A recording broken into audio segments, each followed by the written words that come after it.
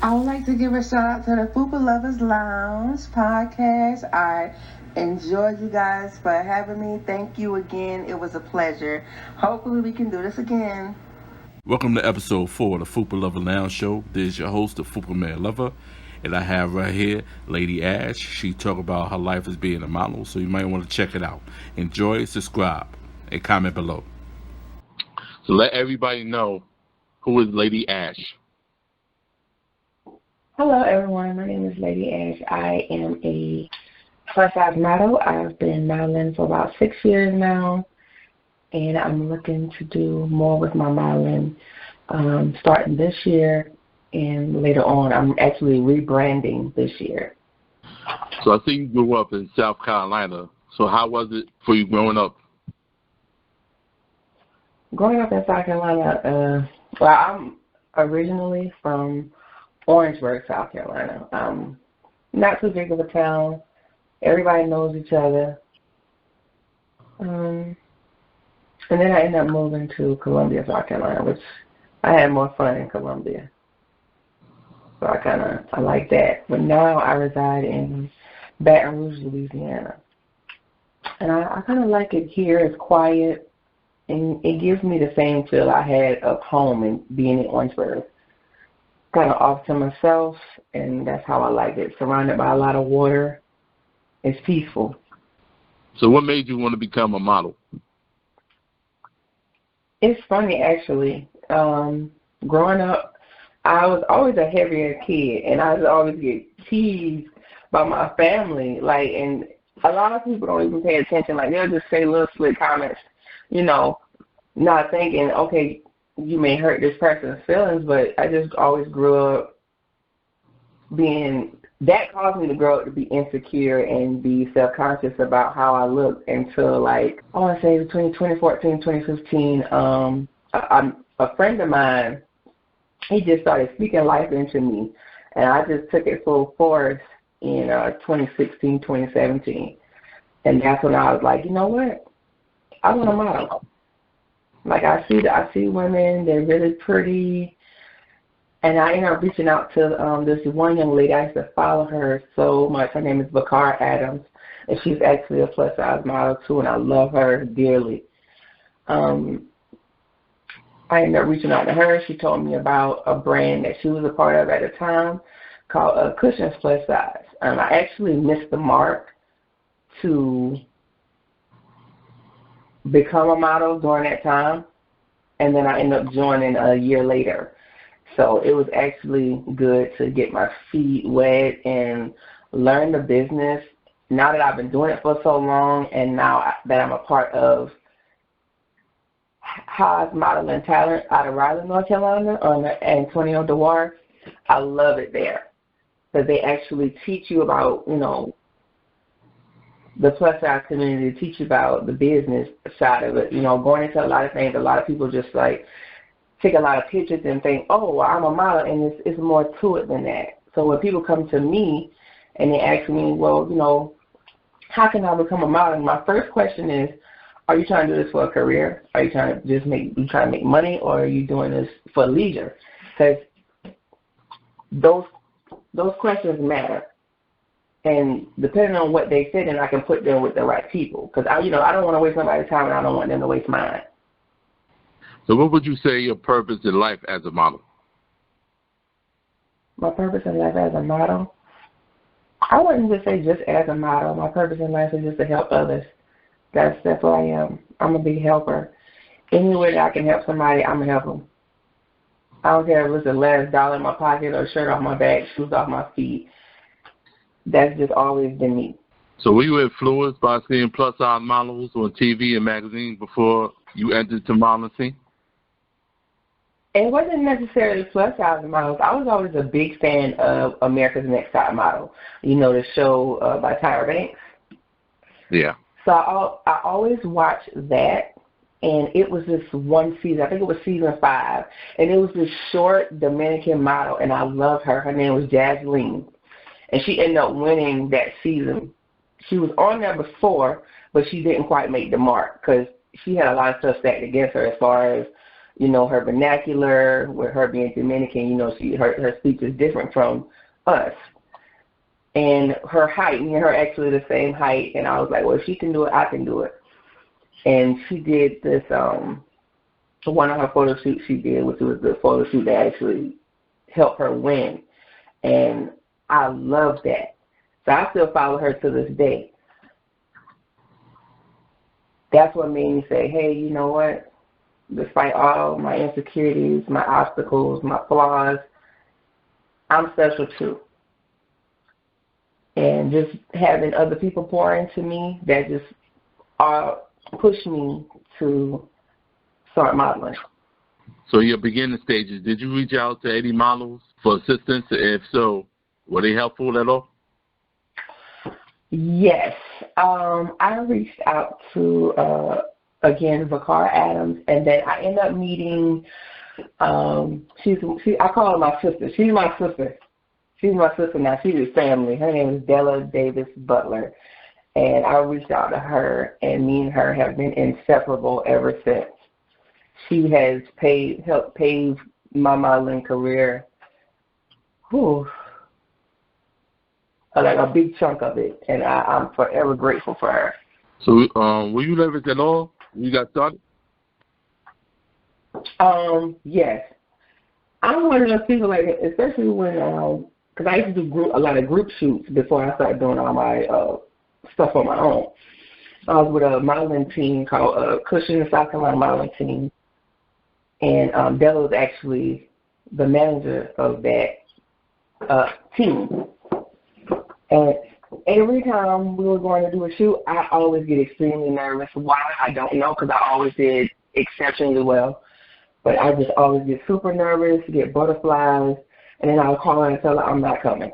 And she'll either cuss me out or give me a pep talk, say, you need to get your butt here. And she's like, whatever you need, I got it already. So when I get there, the stuff that I would need, I really didn't need. I just was so pressured and overthinking, and she helped every time.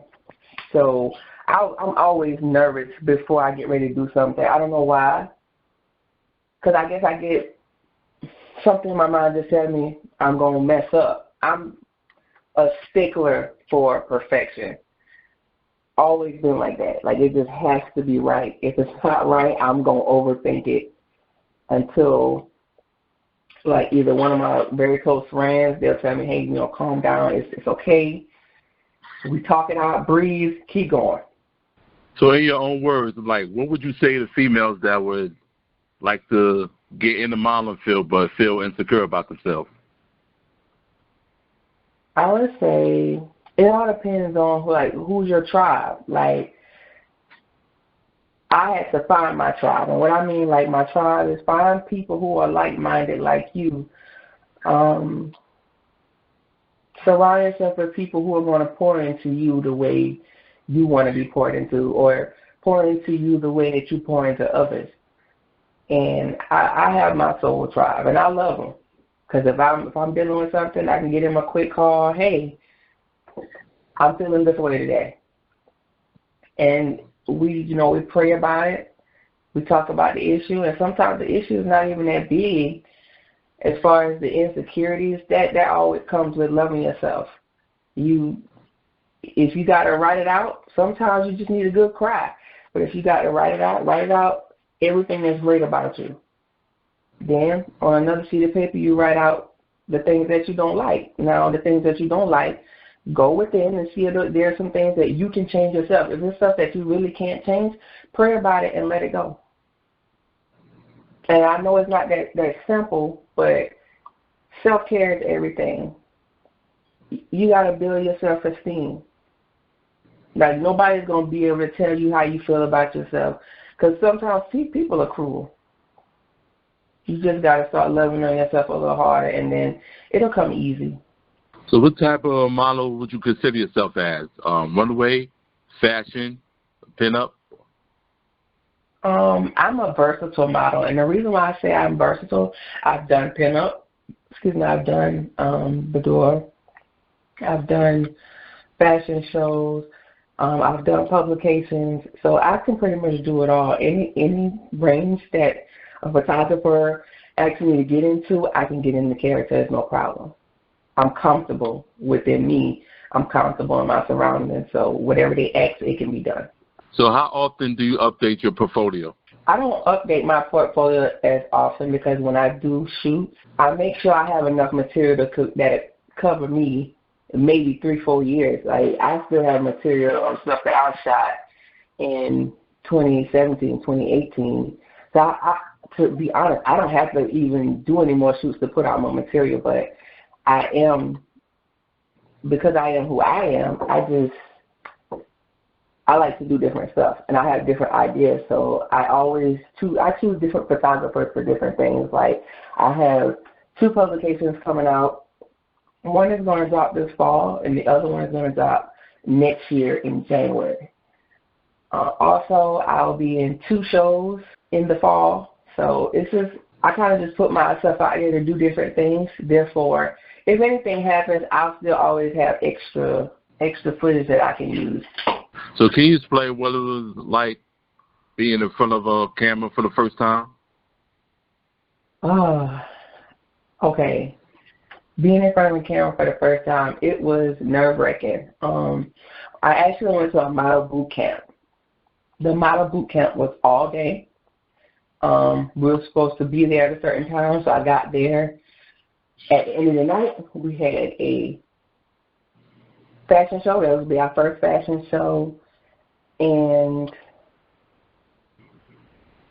we had to learn how to do our own makeup, learn how to walk a runway. We had to learn all that within, I want to say, 8 hours.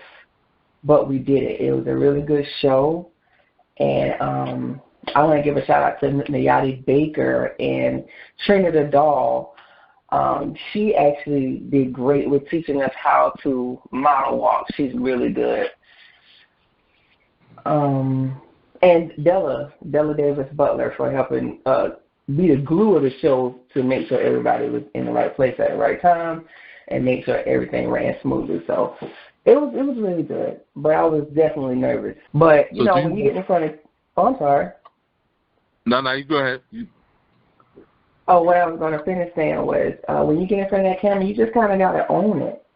Like, for me, when the camera starts going, I just get into character. I got an alter ego. Her name is Venus. So do you work with multiple photographers or one to bring out different creativeness to your pictures?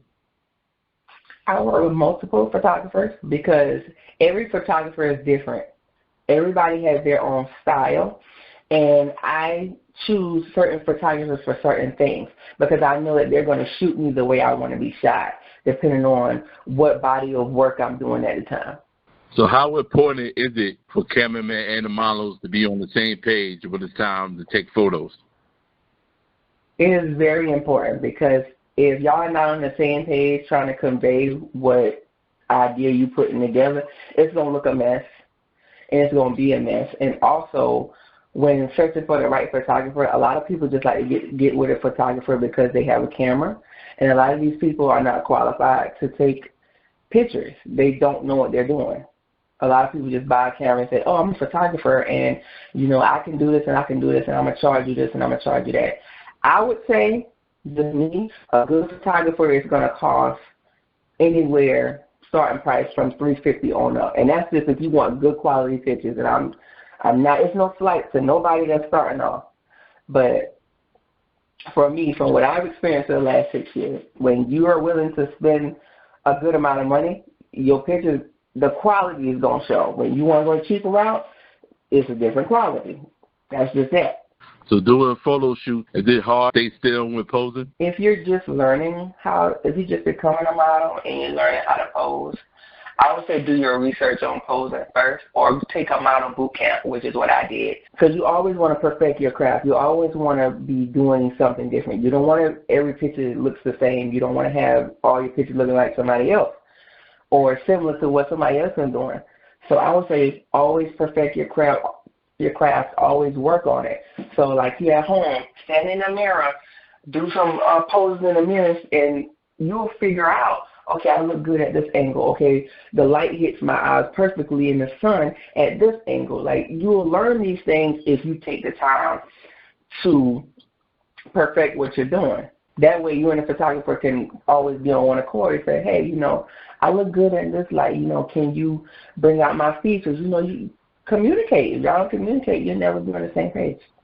So in your own words, why should models or anybody do their research before working with them? Before working with the photographer or working with the models? I feel like both should do their research. And the reason being is because you'll figure out, okay, as far as photographer standpoint, you'll figure out if they're qualified to shoot plus-size models. A lot of people don't know how to shoot plus-size models. A lot of photographers do not know how to shoot plus-size models. They know how to shoot models, but they don't know how to shoot plus-size models. So we have a little more to work with. A lot of us may have more curves, or a lot of us may be more busty, and a lot of people don't know how to shoot at the right angles to capture our features correctly. I feel like with models and photographers, we both need to kind of do our research, because you want to get with people who are not hard to work with. Also, you want to, we both are selling ourselves to each other. So, I don't want a photographer to check me out and see, okay, she's comfortable with doing this, then I can get her for this project. And, that kind of puts you out there. So I feel like everybody should just do their research before they just say, oh, I want to work with this person. No. So name some of the runway shows that you worked on. I did a Flame to Fire. I did, there was recently a Dungeon fashion show in Columbia, South Carolina. I'll be doing the Flame to Fire 2 fashion show that is going to be in October in Columbia, South Carolina. I will be doing that. And I have some other projects on the way where y'all just have to stay tuned for that. So what was your experience like doing the runway for the first time? My experience for doing the runway the first time, it was fun. Once I got my nerves together, it was fun. I got to meet a lot of great people. And it was just nice to have the crowd cheer you on. Of course, you can't talk or, single people out and wave and stuff like that, but it was just nice to be cheered on and nice to start doing something that I love to do. Basically, can you explain what goes on behind the runway shows for people that's on the outside looking in? Oh, a lot of people think we're back there just being pretty, and no, we are not. We are back there sweating. We are back there running around like chickens with our neck cut off, because fashion shows are quick. A lot of people think, oh, man, they just spend a whole bunch of time right there. No, we do not. Once you walk, you do your first walk, you take your clothes off, that you have to be quick, because by the time the other people are coming back, the first set of people should already be dressed again. So it's like, say, for instance, there's 10 models, all of us back there helping each other get dressed. Some people like to change their hair out, so we helping us get our hair together, doing makeup, touch-up in, I want to say, less than 10 minutes, because you have to be quick. So you got to change the whole outfit, your shoes, your hair. You have to make it really quick. So it goes really fast. So I would say it's nerve-wracking, but it's fun. It's exciting. So have you met any good models? I haven't met anyone here in Louisiana yet, but as far as my Columbia family, I've met Coco Asante, Glow, Miss Auburnette Tolbert, who else? Alkeisha Bryant, Dakota Cherie, she is now in Atlanta, Georgia. Romika Brown, she's in Arizona. I've met like some beautiful people, and they all have beautiful spirits. So if anybody ever gets a chance to work with any of these ladies, they're awesome. Their customer service is great, and they just give you a hometown feel. They just have beautiful spirits about them. So I see you're a brand ambassador of Cushions Plus Size. So what is your role as a brand ambassador? I am no longer a brand ambassador with Cushions Plus Size. I used to be when I first started modeling. But I do have an upcoming project that I want to do with the founder of that organization, which is Nayati Baker. Me and him will be getting together on some stuff. But I am no longer a member with them, but that's still my family because that's where I started. They'll always be family. That's where I started from. They helped mold me to what I am. That's always family. So can you name some of the designer clothes that you modeled and looking forward to model in the future?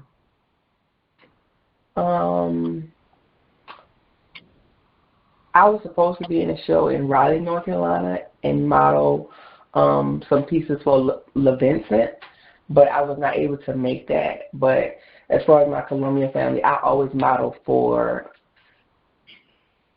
LaCarsha Mack, and her line is Obsessions. And I model for El Sky Customs. She's out of Columbia, South Carolina. Her name's Marie Aisha, and they have some really good stuff. I really love them. So what are the pros and cons of being in the modeling business?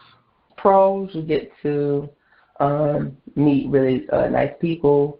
Another pro, some of the shows you go to, you wear a garment, and they might tell you can have it.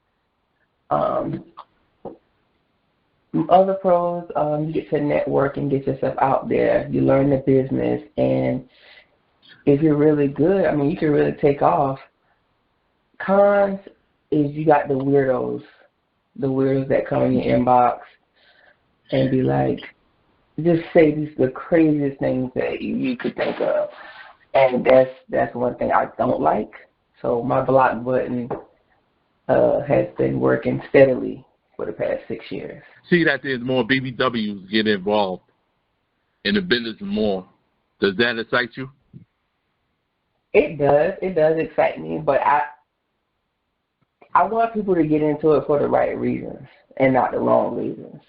Like, a lot of people just see the glitz and glamour and they just come in and they model for, let's say, for instance, they come in and they do a show and they automatically expect to get paid. When you first start off as a model, you don't automatically get paid because it's unfair for you to walk in with no experience and say, oh, I deserve to get paid, when you got somebody who actually foot the bill for everything that you're coming to do. So how are they getting reimbursed when you come in and say that you deserve to get paid? That's crazy. So I'm just falling back on is learn the business first, learn what modeling is before you just say, oh, I want to do that. Make sure you really want to do that, and make sure you understand everything that comes along with it. So why do you feel it took long enough for the plus size modeling movement to be public?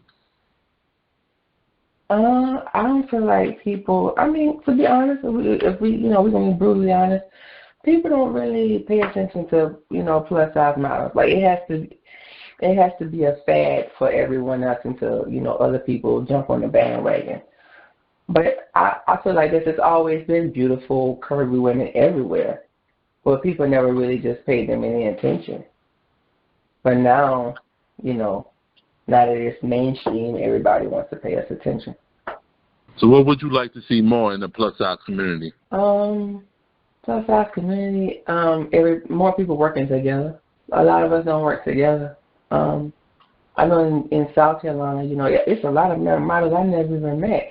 But, I feel like that's for anything. You walk into people having a chip on their shoulder and they feel like they're better, or they feel like they're at a higher status, and really they're not. They're only known in their city. So I think that's the big issue. A lot of people just need to get the chip off their shoulder, work together, so we all can network and we can all pop out together. I don't really care about titles or anything like that. If I can help somebody, I'm gonna help them. So what else you got going on?